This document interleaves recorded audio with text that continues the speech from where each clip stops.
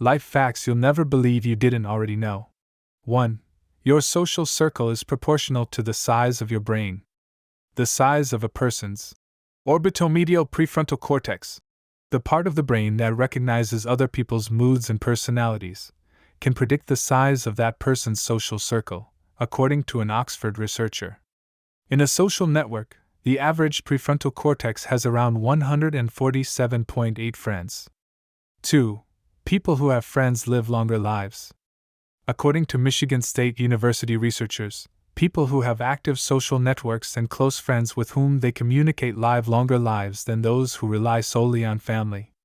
So, whenever possible, make time to see your social circle members, even if it's just for coffee. 3. Young adults are more likely than not to live with their parents. Don't have enough money for rent or a down payment? You're not by yourself. For the first time in more than 130 years, more people aged 18 to 34 are living with their parents rather than alone or with a partner. 4. Aspirin may save your life if taken during a heart attack. Taking aspirin at the first sign of a heart attack can save your life. The drug inhibits platelets from forming a clot that can block an artery and cause a full-on heart attack.